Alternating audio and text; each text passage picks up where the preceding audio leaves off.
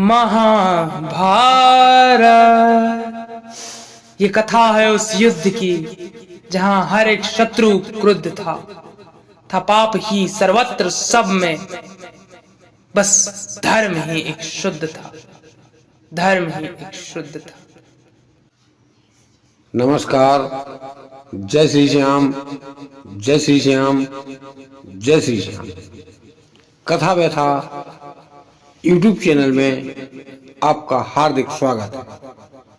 इस चैनल में आप सुन रहे हैं महाभारत की अनसुलझी रहस्य सार संक्षिप्त में महाभारत। इसी कड़ी में आज आप सुनेंगे भीम का विवाह कैसे हुआ, किस राक्षस से उन्होंने युद्ध किया, कैसे भीम बचे और कैसे भीम का विवाह हुआ और कैसे फिर उनके एक पुत्र। जानने के लिए सुनिए पूरी कथा।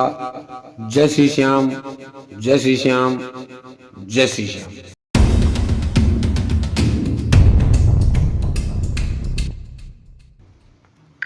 जब पांचों पांडव लाक्षागृह से बचकर नदी पार कर उस तरफ निकले और जंगलों में भटक रहे थे। जंगल में जो जंगली फल फूल होते उन्हें खाते आराम से अपना समय व्यतीत कर रहे थे, बिना किसी की जानकारी के कि पांडव जीवित हैं या मर चुके हैं। कुछ लोग शोक मना रहे थे, जैसे कि पितामह भीष्म ने अपने आप को बंद कर रखा था। कुछ लोग खुशियां मना रहे थे, जिनमें थे शकुनी, दुर्योधन, कर्ण, विकर्ण और उनके कर्ण कौरव जितने भी थे, समस्त लोग खुशियां मना रहे थे।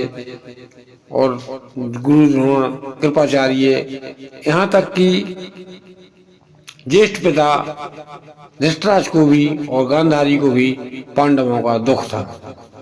और गांधारी को पांडवों से अधिक कुंती के जल जाने का दुख था। इसीलिए पूरे राज्य की प्रजा में मातम छाया हुआ था।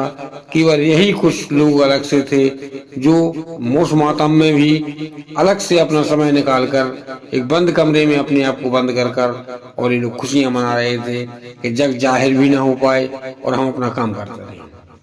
जहाँ पर अब आते हैं पांडवों पर।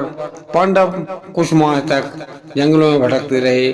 जंगल में भटकने के बाद एक दिवस की बात है कि पांचों पांडव एक घने जंगल में पेड़ के नीचे सो रहे थे। साथ में माता भी थी। पहरे का नंबर भीम का था। भीम ने कहा था, ठीक है, पहरा मैं लूंगा, आप किसी प्रकार की कोई चिंता ना करें। उसी जंगल में एक राक्षस रहा करता था जिसका नाम हिडम्ब था और उसकी बहन हिडम्बा उसी जंगल में रहा करते थे। भीम लोगों को तो पता नहीं था कि हम कहाँ आ चुके हैं, लेकिन ज्यों ही मध्यरात्रि का समय आया वह राक्षस जागा और जागने के बाद उसे आदमी की खुशबू आई। जैसे ही आदमी की खुशबू आई तब उसने सूंघा। सूंघने के बाद गिनती की 1 2 3 4 5 6 मनुष्य इस जंगल में हमारे एरिया में आ चुके हैं। अब मैं इन 6 को मारूंगा, खाऊंगा और समस्त लोगों को, रिश्तेदारों को बुलाऊंगा, उन्हें भी खिलाऊंगा। उसने अपनी बहन से कहा कि जाओ और वहां जाकर देखो कि कितने लोग हैं और उन्हें मारो और मार के मेरे समक्ष ले आओ।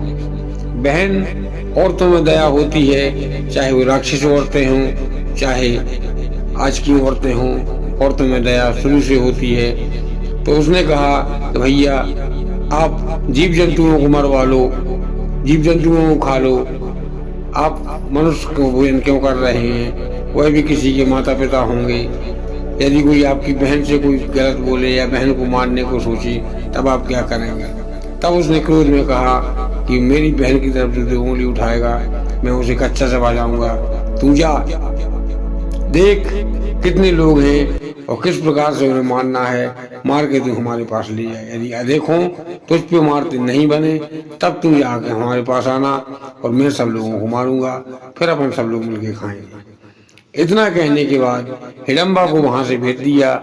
हिडम्बा आती है, जंगल में चारों तरफ घूमती है। घूमते हुए उसे उसकी दृष्टि नीचे पड़े हुए चारों पांडवों पर और मां पर पड़ती है। इसके बाद जब वह भीम की ओर देखती है कि भीम उस समय पर आराम कर रहे थे और अपने वास्तविक शरीर में बैठे हुए थे, शरीर पर कोई वस्त्र नहीं था, गर्मी का समय था और आराम कर रहे थे। उस समय पर जब हिडम्बा ने भीम की छवि को देखा, वह हिडम्बा भीम पर मोहित हो गई और उसने सोचा कि मैं इन्हें नहीं मार सकती हूँ, ये तो हमारे पति बनने योग्य। इतना मन में विचार कर वह वहां से वापसी गई। वापसी जाने के बाद भैया से कहा कि भैया वहां पर कोई नहीं है, आपको गलतफहमी हो रही है। इसके बाद भैया ने फिर से सूंघा और कहा तू मुझसे झूठ बोलती है, तुझे हो सकता है तुझे दिखाई नहीं दिए हूँ, चल मेरे साथ चल, मैं बताता हूँ। इसके बाद उसका भाई आता है, हिडम्ब आता है और हिडम्ब देखता है, कहता है देख तू अंधी है, तुझे दिखाई नहीं देता, ये पांचों सो रहे हैं, चार सो रहे हैं, एक पहरा दे रहा है और एक और सो रही है छह के नहीं है। इसके बाद हिडम्बा कहती है भैया इन्हें छोड़ दो, अपन चलो जंगली जानवरों का शिकार करते हैं। तब उसने कहा कि मुझे कई वर्षों से मैंने मनुष्य का मांस नहीं खाया है, आज तो मैं इन्हें खा के ही रहूंगा। इस पर जैसे ही वो आता है और उसके पद चाप सुनते ही, पांव की आवाज सुनते ही भीम की निद्रा टूट जाती है। थोड़ी बहुत नींद में थे, निद्रा टूट जाती है और भीम कहते हैं दुष्ट नीच कौन है, वहीं रुक जा। भीम का और हिडम्ब का युद्ध होने लगता है, मल्ल युद्ध होता है। मल्ल युद्ध में वह परास्त हो जाता है। जब मल्ल युद्ध में आवाज होती है, उठापटक होती है दोनों में, तब चारों भाई और माता जाग जाती है। वह देखती हैं कि भीम एक विशालकाय राक्षस से लड़ रहा है। लड़ते लड़ते कभी राक्षस इन्हें पटक देता, कभी यह राक्षस को पटक देता। मल्ल युद्ध में जब वह हारने लगा, क्योंकि भीम तो बलशाली थे ही, आप सबको ज्ञात होगा कि भीम में 70,000 हाथियों का बल था और जैसे ही उसे पटका और परास्त होने लगा, इसके बाद उसने बल के अलावा छल का प्रयोग किया और भीम से छूटकर वह आकाश में ऊपर उड़ गया और वहां से भीम पर अस्त्र बरसाने लगा, आग बरसाने लगा। इस पर जैसे ही इसकी बहन ने देखा कि अब मौका है, इसकी बहन ने साथ दिया भीम का और भीम को अपनी शक्ति से अपना हाथ ऊपर कर भीम को भी उसी के नजदीक पहुंचा दिया। दोनों में ऊपर युद्ध हुआ। जो भी वार वो करता, यहाँ से हिडम्बा उस बार को काट देती। दोनों यह लग रहा था कि जैसे भीम और हिडम्बा नहीं, भीम और हिडम्ब नहीं, हिडम्बा और हिडम्ब का युद्ध चल रहा हो। अंततः हिडम्बा का साथ भीम के साथ था, भीम का बल तो था ही। दोनों का जब आपस में मेल हो गया, यहाँ पर शक्ति उसकी काम नहीं कर रही थी, बल भीम का काम कर रहा था और अंततः परिणाम यह हुआ कि भीम ने उस विशालकाय राक्षस को धरती पर पटक कर मार दिया। जब वह राक्षस मर गया, तब चारों भाई भीम के पास पहुंचे, माँ भीम के पास पहुंची और भाई से ने कहा, अर्जुन ने कहा कि भीम तुमने मुझे क्यों नहीं जगाया, मैं इसे अपने बाण से नष्ट कर देता। इस पर भीम ने कहा ठीक है, तुम छोटे भाई हो, जब तुम्हारा मौका आएगा बाण चलाने का तब तुम बाण चला लेना, अभी हमारा मौका था, हमने इसे मार दिया है, चलो आगे बढ़ते हैं। हो सकता है और भी राक्षस हो और यहाँ पर आके हमारे ऊपर खतरा कर दे। ये तो अच्छा हुआ उस औरत का जिसने हमें बचा लिया। यदि वो राक्षस की कोई और बहन थी या पत्नी थी, जो भी थी, यदि वो नहीं होती तो आज हमारा और तुम्हारा बचना बहुत मुश्किल की बात था।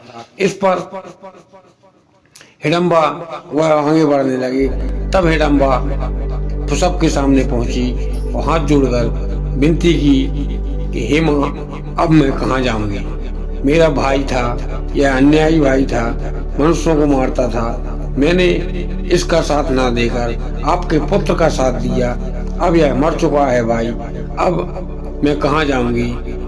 माँ ने कहा, तुम चाहती क्या हो, अपनी बात बताओ। इस पर हिडम्बा ने कहा कि मैं आपके पुत्र को चाहती हूँ और जिन्होंने हमारे भाई को मारा है वह मेरे पति बने और मेरे साथ जाएं जब तक कि मेरा पुत्र ना हो जाए, क्योंकि मुझे सहारे की जरूरत है। मैं अब अकेली नहीं रह सकती हूँ। यदि किसी और राक्षसों को पता चल गया कि इसने अपने भाई को मरवाया है तो वह भी हमें मार देंगे। इस पर माँ कुंती ने कहा, ठीक है, यदि तू यही चाहती है तो भीम को ले जा।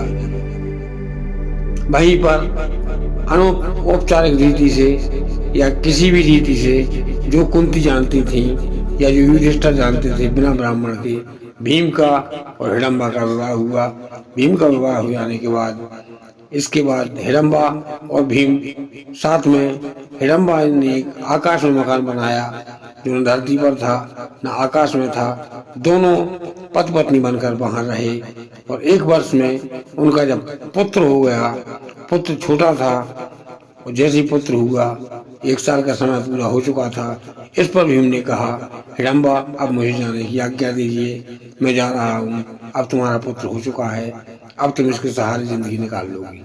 इस पर हिडम्बा ने कहा, ठीक है स्वामी, यदि आप जाना चाहते हो तो मैं नहीं रोकूंगी, लेकिन जब भी मुझे आवश्यकता होगी तब मैं आपके पास आ जाऊंगी। यदि आपको आवश्यकता होगी तो आप भी यहीं चले आना, आपको रोकने वाला कोई नहीं है। जो भी मुझ पर बन पड़ेगा मैं वह सब करने के लिए तैयार हूँ। इतनी बात कहकर भीम वापसी आ जाते हैं, जंगल में आते हैं, माता से और भाइयों से मिलते हैं। इसके बाद आगे कहानी अगली कड़ी में सुनाऊंगा। यदि पूरी कथा सुनाऊंगा तब वीडियो बहुत लंबा हो जाएगा। इन्हीं शब्दों के साथ अपनी वाणी को विराम देते हैं। यदि कथा अच्छी लगे तो लाइक करें, कमेंट करें, शेयर करें, सब्सक्राइब करें कथा व्यथा यूट्यूब चैनल को धार्मिक कथाएं सबसे पहले देखने के लिए। जय श्री श्याम।